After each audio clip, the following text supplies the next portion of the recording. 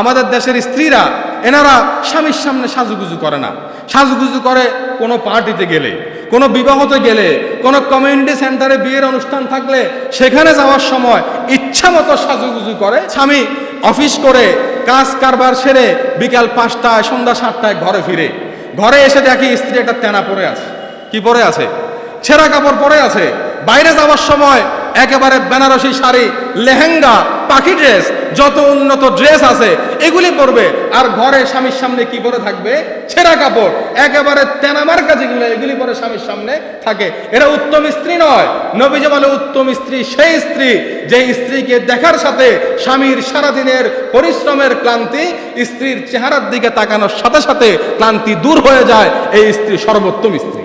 আমি আমার বোনদেরকে আহ্বান করব যে ঘরে পরিপাটি থাকবেন, ঘরের সৌন্দর্য লাবণ্যময় অবস্থায় ঘরে থাকবেন, স্বামীর সামনে সাজগোজ করবেন, বাহিরে আপনার লাবণ্যতা দেখানো অনুমতি। আজকে আমরা যে বিষয়টি আলোচনা করব এটি হচ্ছে স্বামী এবং স্ত্রীর অধিকার। একজন স্ত্রী একজন স্বামীর কাছে কি অধিকার প্রাপ্য এবং একজন স্বামী একজন স্ত্রীর কাছে কি অধিকার প্রাপ্য, এই বিষয়টি ইনশাল্লাহ আজকে আমরা পরিষ্কার করার চেষ্টা করব কোরআন এবং সুন্নাহর আলোকে। একজন স্বামী স্ত্রীর কাছে 8টা জিনিস প্রাপ্য। মোট কয়টি অধিকার স্বামীর? 8টা অধিকার হচ্ছে কার? স্বামীর। তো স্বামীর 8টি অধিকারের মধ্যে 1 নাম্বার স্বামীর অধিকার হচ্ছে তাআতুহু বিল উমুরিশ শারঈয়্যাহ। শরীয়ত সম্মত প্রতিটি বিষয়ে একজন স্ত্রী তার স্বামীর আনুগত্য করবে।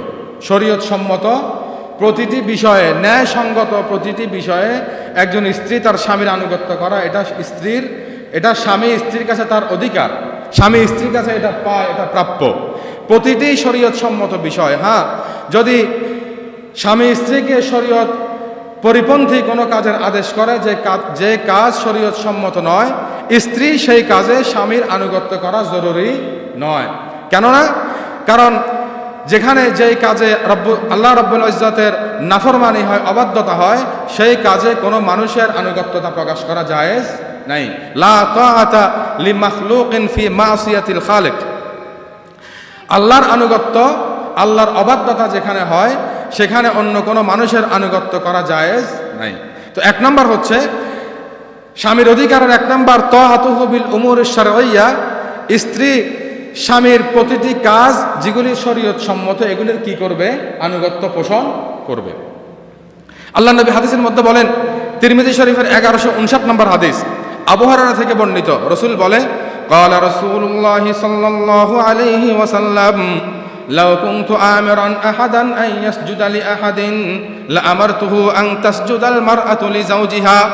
নবীজি বলে, আমি যদি কোনো মানুষকে অন্য মানুষকে সেজদা করার আদেশ দিতাম, কোনো মানুষকে অন্য মানুষকে সেজদা করার অর্ডার দিতাম, আদেশ দিতাম, তবে পৃথিবীর কোনো মানুষকে সেজদার অনুমতি দিতাম না। শুধুমাত্র স্ত্রীদেরকে বলতাম তারা যাতে তাদের স্বামীকে সম্মানার্থে স্বামীর কদমে সেজদা দেয়।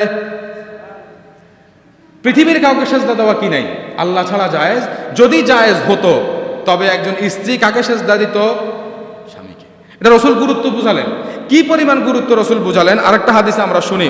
মাসনাদে ইবনে আবি শাইবার 17419 নম্বর হাদিস, মাসনাদে আহমদ ইবনে হাম্বলের 24471 নম্বর হাদিস এবং ইবনে মাজাহ শরীফের 1852 নম্বর হাদিস। নবীজি বলে, হযরত আয়েশা সিদ্দিকা থেকে বর্ণিত, রাসূল বলেন, قال رسول الله صلى الله عليه وسلم لو أن رجلا أمر امرأته أن تنقل من جبل أسود إلى جبل أحمر وأن تنقل من جبل أحمر إلى جبل أسود لكان نولها أن تفعل।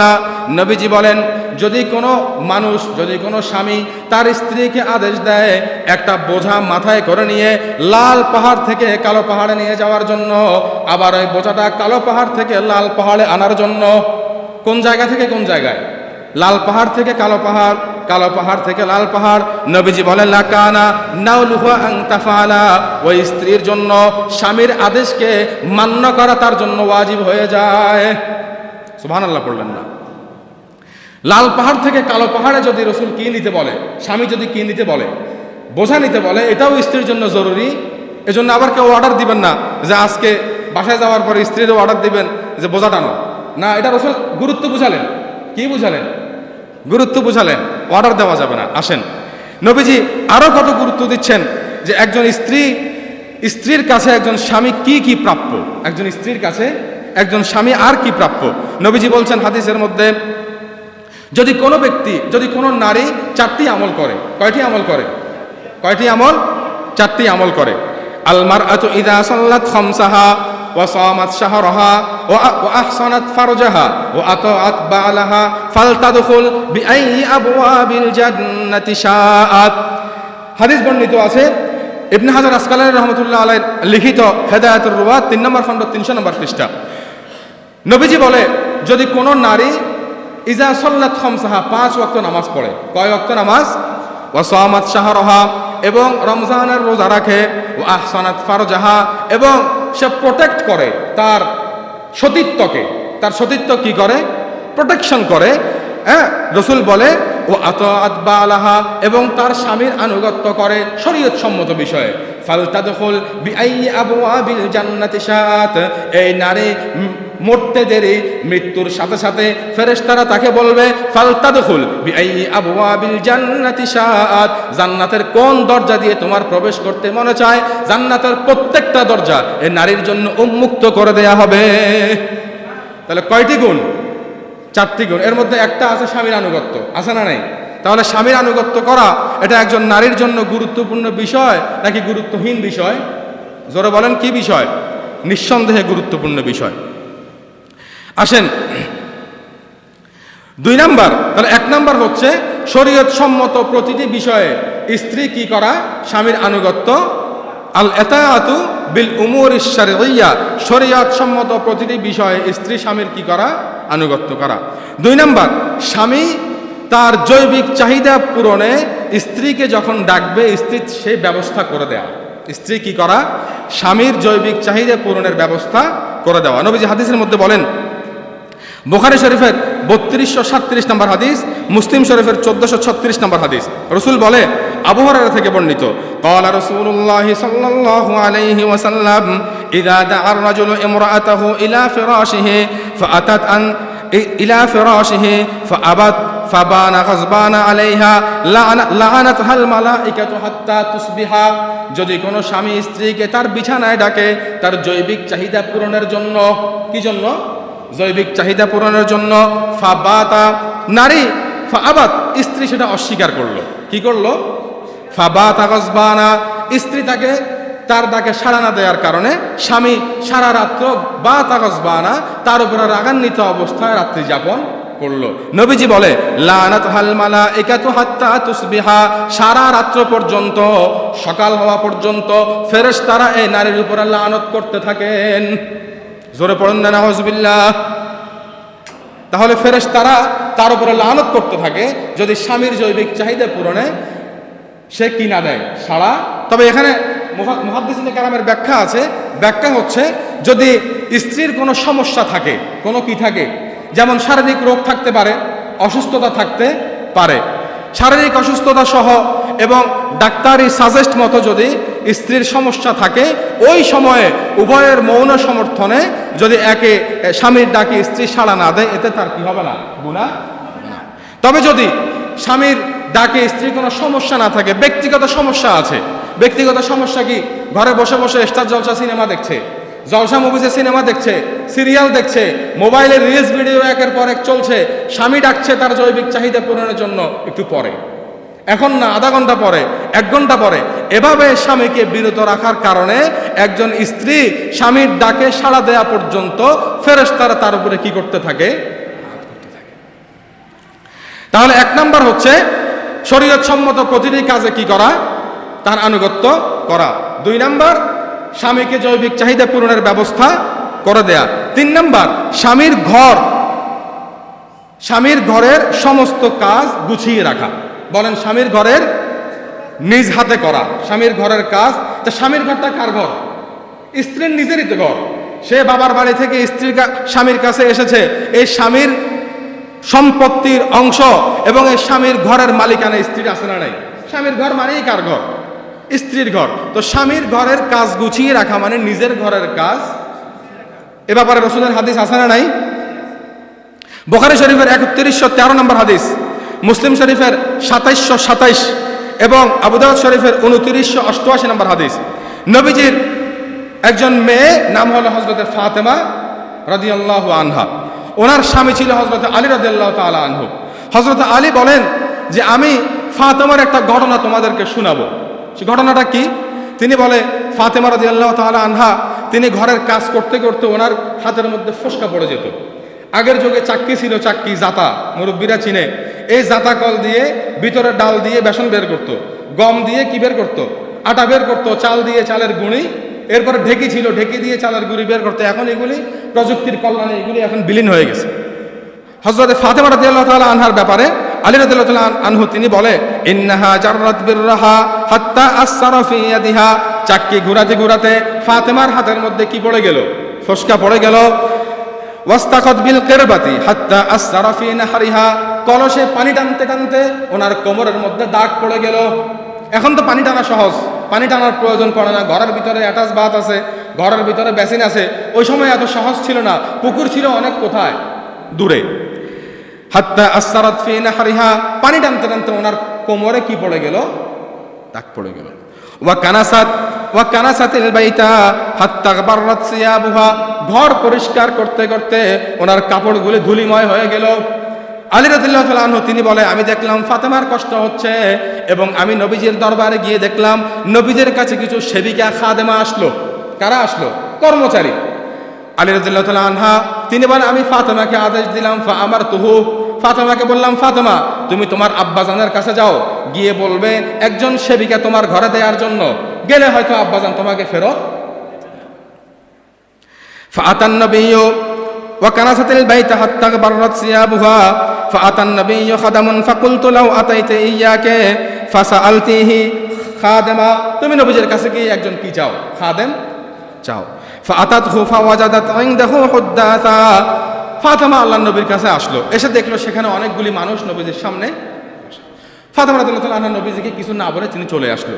আল্লাহ রাসূলেরা খেয়াল করলো যে আমার মেয়ে আসলো, মেয়ে এসে আমাকে ব্যস্ত দেখে সে কি করলো? চলে গেল।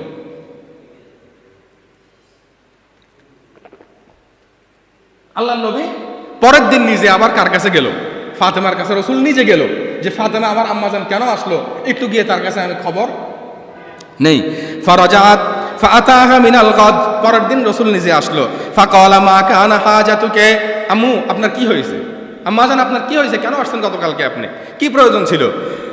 ফাসাকাতাত, ফাতেমা এখন বলতে লজ্জাবোধ করছে, কালকে গেল বলতে পারেনি, আজকে আব্বা আসলো বলতে একটু লজ্জাবোধ করছে যে ঘরে কাজ করতে কষ্ট হচ্ছে। এরপরে আলী রাদিয়াল্লাহু তাআলা তিনি বলে ফাকুলতু আনা উহাদ্দিসুকা ইয়া রাসূলুল্লাহ, নবীজি আপনাকে আমি বলছি ফাতেমার কি সমস্যা আমি বলছি। কি সমস্যা? তো আলী বলল ইয়া রাসূলুল্লাহ আমার শ্বশুর আব্বাজান আপনার মেয়ে ঘরের কাজ করতে করতে তার হাতে ফসকা পড়ে গেছে, পানি টানতে টানতে কোমরে দাগ পড়ে গেছে এবং ঘর পরিষ্কার করতে করতে কাপড়গুলো ধুলিময় হয়ে যায়, অনেক কষ্ট হয়। যদি আপনি তাকে একজন খাদেম দিতেন, একজন সেবিকা কর্মচারী দিতেন, তাহলে আপনার মেয়ের কষ্ট একটু কি হতো? লাঘব হতো। আল্লাহ রাসূল দেখেন ফাতেমাকে কি বলল। আমরা 3 নাম্বার বললাম কি, যে স্বামীর ঘরের কাজগুলা কে করবে? নিজের হাতে করা। নবীজি তার মেয়ে ফাতেমাকে বলছে ইত্তাকিল্লাহ, আল্লাহকে ভয় করো। কাকে ভয় করো? 1 নাম্বার আদেশ দিলেন, কাকে ভয় করো? আল্লাহকে ভয় করো। ও আদ্দি ফারিদাতা রাব্বিকে, এবং তোমার রবের ফরজ বিধান পালন করো, রবের ফরজ বিধান পালন করো। ওয়া আমালি আমালা আহলিকে, এবং তোমার ঘরের কাজ নিজের হাতে পরিপূর্ণ করো। পড়ুন না সুবহানাল্লাহ। ঘরের কাজ, তাহলে স্ত্রীরা ঘরের কাজ নিজের হাতে করা নবীজির হাদিস দ্বারা প্রমাণিত কি প্রমাণিত নয়? হযরত ফাতেমা রাদিয়াল্লাহু তাআলা আনহা তিনি রাসূলকে কি উত্তর দিলেন?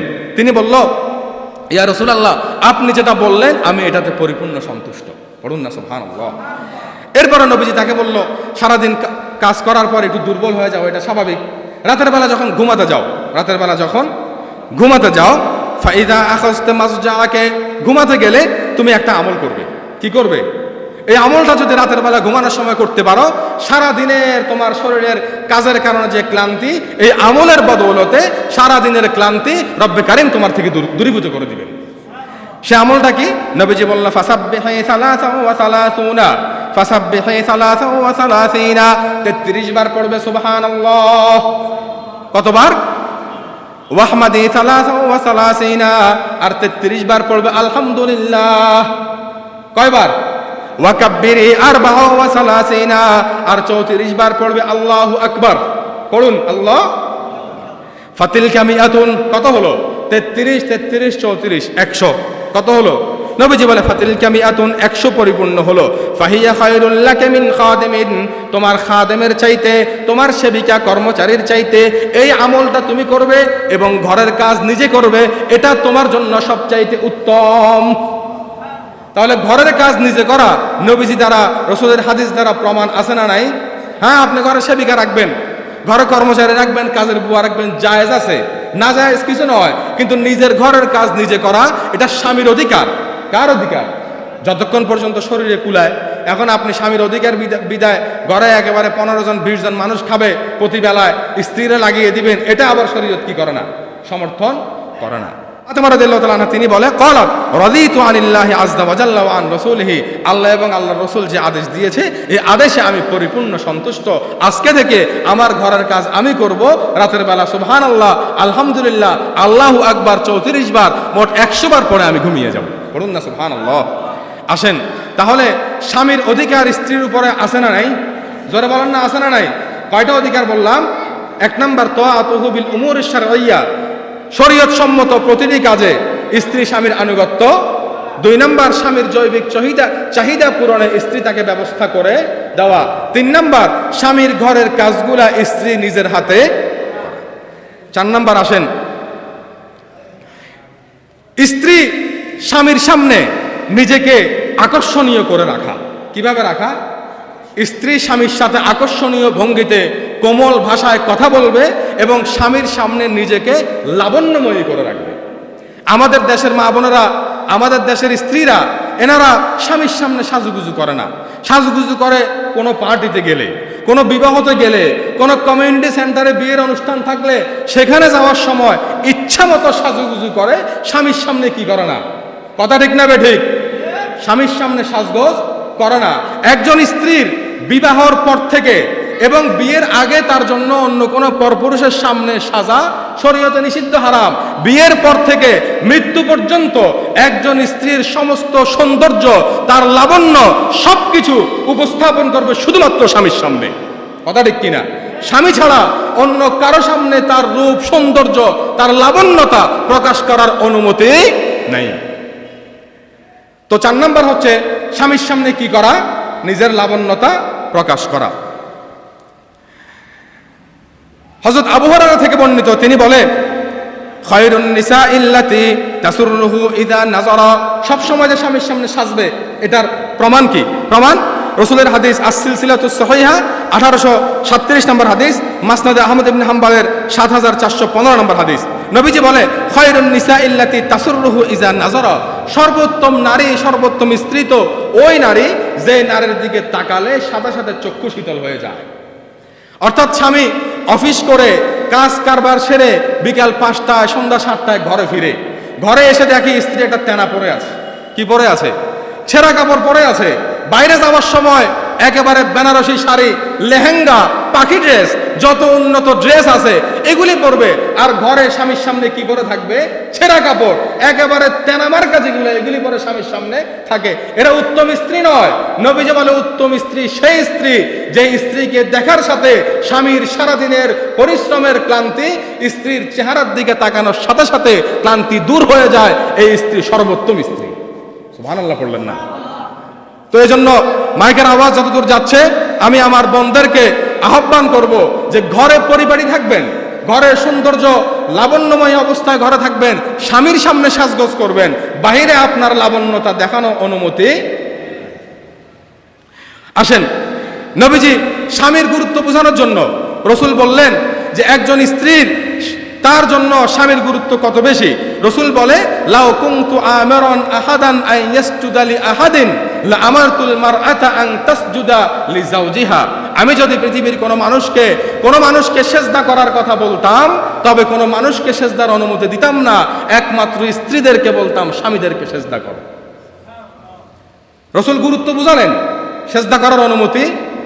নবীজির একজন সাহাবী হযরত মুআয ইবনে জাবাল রাদিয়াল্লাহু তাআলা আনহু, তিনি শাম দেশে গেলেন। শাম দেশ মানে বর্তমান ইরাক, লেবানন, ফিলিস্তিন, মধ্যপ্রাচ্যের এই দেশগুলোকে আগে একসাথে কি বলতো? শাম দেশ বলতো। এখনো এই নামের প্রচলন আছে। ইরাক, লেবানন, ফিলিস্তিন সহ মধ্যপ্রাচ্যের এই এলাকাটাকে কি বলে? শাম বলে। তিনি শাম থেকে আসলেন। হযরতে মুআজ ইবনে, নাম বলেন হযরতে জামাল রাদিয়াল্লাহু তাআলা আনহু। তিনি বলল, আমি দেখলাম রাআল ইয়াহুদা ইয়াসজুদুনা লিউলামাইহিম।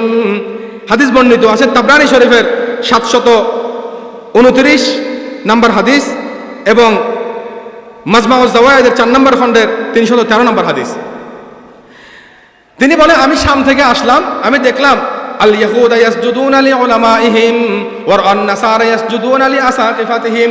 ইহুদিরা তারা তাদের ধর্মগুরুদেরকে সিজদা করে, তাদের আলেমদেরকে কি করে? সিজদা করে। ফালাম্মা কদিমা আলান নবী সাজাদা লাহু, সে এটা দেখে রাসূলের দরবারে এসে রাসূলকে সিজদা দিয়ে দিল। পড়ুন নাউজুবিল্লাহ। রাসূলকে কি দিয়ে দিল? রাসূলের অনুমতি আছে, রাসূল ছাড়া, আল্লাহ ছাড়া কাউকে সিজদা দেওয়ার অনুমতি রাসূলের। সে রাসূলকে সিজদা দিল কেন? তাদেরকে দেখলো। সে চিন্তা করলো, অন্য হাদিসে সে বলে ফাওয়াদিতু নাফসি আন নাফআলা যালিকা বিকা, আমি চাইলাম যে আমি আমার রাসূলকে কি করব? সে নবীজিকে সিজদা দিল। ক্বালা ইন্নী কদামতুশ শামা ফারাআইতুল ইয়াহুদা ইয়াসজুদুনা লিউলামাইহা। নবীজি বলে, মা হাযা ইয়া মুআজ, মুআজ কি হলো, সিজদা কেন দিলা? সে বলে, ইয়া রাসূলুল্লাহ, আমি দেখলাম ইহুদিরা তাদের আলেমদেরকে সিজদা দেয় আর খ্রিস্টানরা তাদের ধর্মগুরু পণ্ডিতদেরকে কি দেয়? সিজদা। রাসূলুল্লাহ বলে যে কাযাবু আলা আমবিয়াইহিম কামা হাররাফু কিতাবাহুম, তারা তাদের নবীদের উপরে মিথ্যা কথা বলছে যেমনি ভাবে তারা তাদের কিতাবগুলোকে পরিবর্তন, তারা যেমনি কিতাব পরিবর্তন করেছে তারা তাদের নবীদের উপরে মিথ্যা কথা বলছে। এই হাদিসটা আরেক জায়গায় বর্ণিত আছে, সেটা হচ্ছে ইবনে মাজাহ শরীফের 1853 নম্বর হাদিস, সহিহ ইবনে হিব্বানের 4171 নম্বর হাদিস, মাসনাদ আহমদ ইবনে হাম্বলের 19403 নম্বর হাদিস। এই হাদিসে একই হাদিস, একই শব্দে হাদিস বর্ণিত। এই হাদিসে রাসূল মুআজ ইবনে জাবালকে বলল, তুমি এমন কেন করছো? সে বলে, আমি তাদেরকে দেখলাম সিজদা করতে, তারা যেহেতু তাদের নবীদের পরবর্তী ওলামায়ে কেরামকে সিজদা করছে, সিজদার উপযোগী যদি দুনিয়াতে কেউ হয়, আমি জানি আমার রাসূল ছাড়া আর কেউ উপযোগী হবে না, এজন্য আমি আপনাকে কি করলাম? সিজদা করলাম। রাসূল তাকে কি উত্তর দিলেন? রাসূল বলল, ফালা তাফআলু ইয়া মুআজ, মুআজ খবরদার, আল্লাহ ছাড়া এই পৃথিবীতে আর কাউকে সিজদা করা যাবে না। বলেন তো, রাসূলকে সিজদা করার অনুমতি দিয়েছে না অনুমতি দেয় নাই? আচ্ছা, প্রশ্ন করলে ভালোভাবে উত্তর দিবেন, আমার রাসূলের চাইতে সম্মানিত আর কোন মানুষ পৃথিবীতে আছে? জোরে বলেন, আছে? আমার রাসূলের চাইতে বড় কোন আলেম পৃথিবীতে আছে? রাসূলের চাইতে সম্মানী কোন মুফতি সাহেব হবে? রাসূলের চাইতে সম্মানী কোন পীর সাহেব হবে? রাসূলের চাইতে সম্মানী দেওয়ানবাগী, সম্মানী কুতুববাগী, ফুরফুরা, তারপরে আট্রসি, কোন দরবার, মাইজভান্ডার, রাসূলের চাইতে সম্মানিত কোন দরবার নাই। অতএব রাসূল যেহেতু বলেছে আমি নবীজিকে সিজদা করা যাবে না, আল্লাহ ছাড়া কাউকে সিজদা করা যাবে না, কথা পরিষ্কার। মাইজভান্ডারে সিজদা করা যাবে না, দেওয়ানবাগীতে সিজদা করা যাবে না, রাজারবাগে সিজদা করা যাবে না, চন্দ্রপাড়ায় সিজদা করা যাবে না, কোন পীরের দরবারে, কোন মাজারের দরবারে সিজদা করার অনুমতি নাই। একমাত্র সিজদা করবে কোন দরবারে? ইমানদার সিজদা করবে তো কোথায়? আল্লাহ ছাড়া আর কোথাও সিজদা করার অনুমতি নেই। ফাইন সাজাদনা ইলাইকা নাসজুদ ওয়া ইন সাইনা ইলাইকা নাসা, ফাইন সাজাদনা ইলাইকা নাসজুদ ওয়া ইন সাইনা ইলাইকা নাসা, জাহে জামালে তু কিবলা গে যা, হরিম কোয়ে তু কাবা গে দিল, ফাইন সাজাদনা ইলাইকা নাসজুদ ওয়া ইন সাইনা ইলাইকা নাসা। ইমানদার সিজদা করবে তো একমাত্র কোন দরবারে করবে? আসেন, রাসূলের হাদিসের শেষে কি বলছে? হে মুআজ, শুনে রাখো, লাও আমারতু রাজুলান আন ইয়াসজুদা লি আহাদিন, আমি যদি কোনো মানুষকে সিজদার অনুমতি দিতাম, লা আমারতুল মারআতা আন তাসজুদা লি যাওজিহা, আমি একমাত্র স্ত্রীদেরকে অর্ডার করতাম তারা যাতে তাদের স্বামীদেরকে সিজদা করে। তার মানে পৃথিবীর কাউকে সিজদা করার কি নাই? অনুমতি।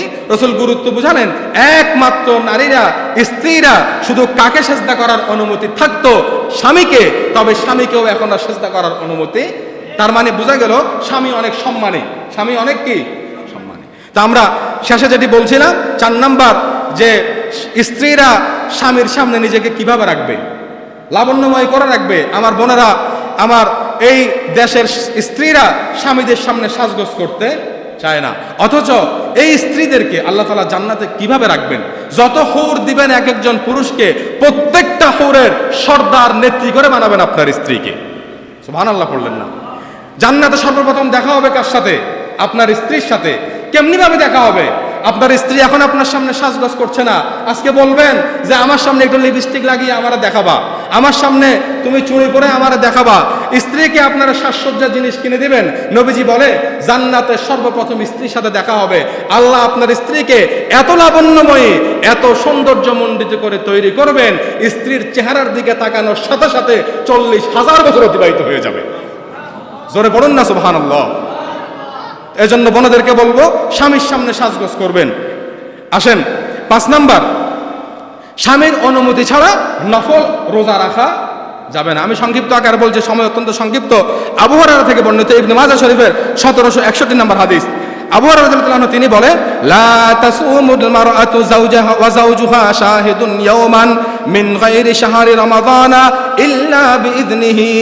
একজন স্ত্রী তার স্বামীর অনুমতি ছাড়া রমজান মাস ব্যতীত অন্য কোন সময় নফল রোজা রাখতে পারবে। স্বামী বিদেশ থেকে এসেছে 1 মাসের ছুটি নিয়ে, উনি মাশাআল্লাহ 1 মাসে মান্নাত রোজা রাখা শুরু করে দিয়েছে। স্বামী ঢাকা থাকে, স্বামী চট্টগ্রাম থাকে, 1 সপ্তাহ ছুটি নিয়ে এসেছে। যেদিন ছুটি নিয়ে আসছে এর আগের দিন রাত্রে থেকে উনি কিসের নিয়ত করলো? নফল রোজার নিয়ত করে রাখলো। এরকম অনুমতি শরীয়তে নাই, স্বামীর অনুমতি লাগবে। হ্যাঁ, স্বামী দূরে থাকে, স্বামী যখন চিটাগাং থাকে তখন আপনি মন ভরে কি রাখেন? নফল রোজা রাখেন। তবে স্বামী থেকে বলে অনুমতি নিয়ে নেবেন। কি নিয়ে নেবেন? আসেন এরপরে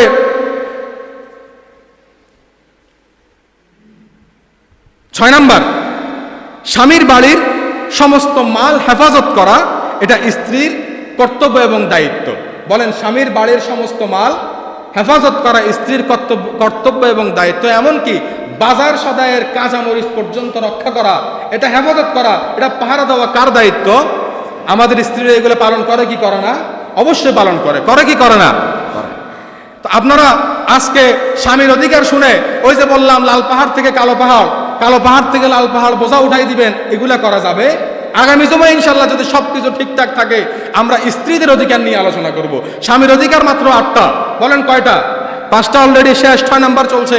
স্ত্রীদের অধিকার 19টা। কয়টা অধিকার? স্বামীর অধিকার 8টা, স্ত্রীরা পালন করা সোজা। কিন্তু আগামী জুমায় ইনশাল্লাহ শোনাবো, যদি আল্লাহ সবকিছু ঠিকঠাক রাখে স্ত্রীর অধিকার কয়টা হবে। খুশি হওয়ার কিছু নাই। আপনি স্ত্রীর অধিকার পালন করলে আপনার স্ত্রী অটোমেটিক্যালি স্বামীর অধিকার পালন করতে বাধ্য হবে। হবে কি হবে না? আপনি স্ত্রীর অধিকার পালন করেন না, স্ত্রীর মাথার উপরে কাজ উঠিয়ে দেন আপনি 3 জনের জায়গায় 10 জনের, স্ত্রী আপনার কখনো অধিকার পালন করতে পারবে?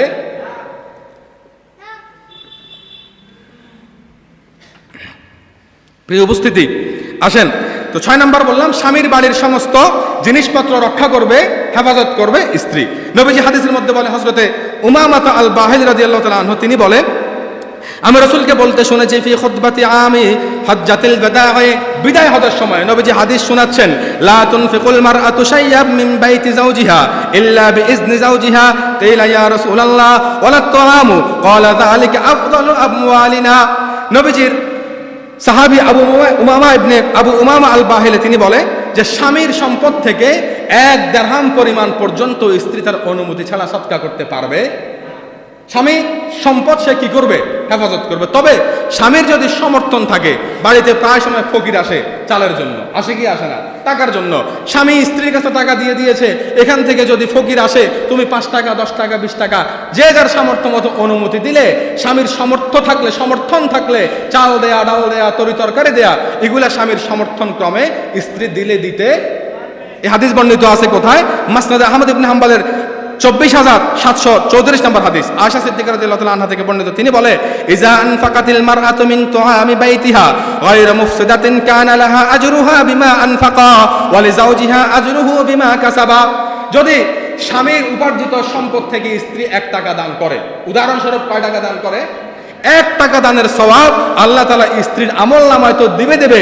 স্বামী ওই টাকা উপার্জন করার কারণে স্ত্রী দান করতে পেরেছে, এজন্য স্বামীর আমলনামায়ও আল্লাহ তাআলা ডাবল সওয়াব লিখে দিবেন। তাহলে সওয়াব মোট কয়জনের? স্ত্রীরও সওয়াব, স্বামীরও সওয়াব, আছে না নাই? তবে স্বামীর কি লাগবে? অনুমতি লাগবে। স্বামীর মাল হেফাজত করতে হবে। স্বামীর মাল কি করতে হবে? এটা হলো 6 নাম্বার। আসেন, আমাদের দেশে অনেক প্রবাসীরা আছে, বিদেশে পয়সা উপার্জন করে, আছে না নাই? প্রবাসী স্বামী বিদেশ থেকে ব্যাংকে স্ত্রীর অ্যাকাউন্টে লক্ষ লক্ষ টাকা পাঠাচ্ছে। স্ত্রীরা পরকীয়া প্রেমে লিপ্ত হয়ে স্বামীর সমস্ত সম্পত্তি আত্মসাৎ করে স্বামী বিদেশ থেকে আসার আগে আগে চরিত্রহীনা স্ত্রীরা অন্যর হাত ধরে চলে যায়। এমন স্ত্রী আমাদের সমাজে আছে না নাই? যারা বলেন আছে না নাই? এই সমস্ত স্ত্রীরা এরা আল্লাহর পক্ষ থেকে রহমত প্রাপ্ত নয়, লানত প্রাপ্ত, গজব প্রাপ্ত। ফেরেশতারা এদের উপরে প্রতিনিয়ত লানত করতে থাকে। আসেন 7 নাম্বার, স্বামীর সন্তানকে রক্ষণাবেক্ষণ করা। স্বামীর সন্তান আর স্ত্রীর সন্তান ব্যবধান। তো রাসূল বলছে স্বামীর সন্তানকে কি করতে হবে? রক্ষণাবেক্ষণ করতে হবে। স্বামীর সন্তান লালন পালন করা স্ত্রীর কর্তব্য এবং দায়িত্বের মধ্যে পড়ে কি পড়ে না? নবীজি হাদিসের মধ্যে বলেন, বুখারী শরীফের 7138 7138 নম্বর হাদিস, রাসূল বলে, ক্বালা আল মারআতু রাইয়াতুন আলা আহলি বাইতি যাওজিহা ওয়া ওয়ালাদিহা ওয়া হিয়া মাসউলাতুন আনহুম। একজন স্ত্রীকে তার স্বামীর সন্তানের ব্যাপারে আল্লাহ তাআলা কিয়ামতের ময়দানে জিজ্ঞাসা করবে। সে জিজ্ঞাসিত হবে, তুমি তোমার সন্তানকে ঠিকভাবে লালন পালন করেছো কিনা। অনেক স্ত্রীরা আছে জিজ্ঞাসা করে, তোমার সন্তান কোথায়? গ্রামের বাড়িতে। কে পালে? কাজের বুয়া পালে। তুমি কোথায়? আমি চট্টগ্রামে আছি, আমার স্পেশাল কোর্স চলে। আছে না নাই? উনি ঢাকাতে আছে, ওনার স্পেশাল কোর্স চলে। উনি রাজশাহীতে আছে, ওনার স্পেশাল কোর্সে আছে উনি। হ্যাঁ, আপনি কাজকর্ম করতে পারবেন শরীয়তের গণ্ডির ভিতরে থেকে, তবে আপনার স্বামীর সন্তান পালন এর দায়িত্ব শরীয়ত রাসূলুল্লাহ কাকে দিয়েছেন? স্ত্রীকে দিয়েছেন। কাকে দিয়েছেন? আসেন, তাহলে বোঝা গেল স্বামীর সন্তান পালনের দায়িত্ব কার। তো মোট কয়টা আলোচনা করলাম? 7টা। কয়টা? 8 নাম্বার হলো, এটা শুনলে অনেকে হয়তো খুশি হতে পারেন, যদি স্ত্রী ধনী হয়। বলেন, স্ত্রী যদি কি হয়? ধনী হয়। এটা আলোচনা করার সময় নেই, ইনশাআল্লাহ এই হাদিসটি আমরা অন্য কোনো জমায় আলোচনা করে শোনাবো। শুধু বাংলাটুকু বলে দিচ্ছি, স্ত্রী যদি ধনী হয়, বলেন স্ত্রী যদি কি হয়? সে তার নিজের সমর্থনে, মৌন সমর্থনে চাইলে স্বামীকে তার সম্পদ থেকে কিছু দান করতে। হাদিসটা শুনিয়ে দিচ্ছি। হযরত যায়েনব রাদিয়াল্লাহু তাআলা আনহা ইবনে মাসউদ রাদিয়াল্লাহু তাআলা আনহুর স্ত্রী। কার স্ত্রী? আব্দুল্লাহ ইবনে মাসউদ রাদিয়াল্লাহু তাআলা আনহুর স্ত্রী। আবু দাউদ শরীফের 2108 নম্বর হাদিস। তিনি আল্লাহর নবীকে বলতে শুনেছে যে তোমরা তোমাদের সম্পদ থেকে দান করো, যদিও তোমাদের নিজেদের অলংকার বিক্রি করেও হোক না কেন, এগুলো থেকে তোমরা কি করো? দান করো। তিনি এসে ইবনে মাসউদকে বলল, আপনি তো অনেক দুর্বল, আপনি তো অর্থনৈতিকভাবে সংকটে আছেন, আপনি আল্লাহ রাসূলকে জিজ্ঞাসা করেন যে আমি যদি আপনাকে দান করে আমার দান আদায় হবে কিনা। ইবনে মাসউদ রাদিয়াল্লাহু আনহু তিনি আলেম মানুষ এবং রাইসুল মুহাদ্দিসিন, অনেক হাদিস তিনি কি করেছেন? বর্ণনা করেছেন। উনি বলছেন আমি রাসূলের কাছে যেতে পারবো না, আত্মমর্যাদা সম্পন্ন ব্যক্তি। তিনি বলল, ঠিক আছে, তুমি আল্লাহ রাসূলের কাছে যাও। যায়েনব রাদিয়াল্লাহু তাআলা আনহা আল্লাহ রাসূলের কাছে গেল, গিয়ে দেখলো রাসূলের সামনে অনেকগুলো মানুষ বসা এবং আরেকজন আনসারী মহিলা সাহাবী অপেক্ষমান আছে। তার সাথে কথা বলে জানতে পারলো উনিও একই কারণে আসছে, যে তার স্বামীরে সে এই সম্পদ দিলে আদায় হবে কি না।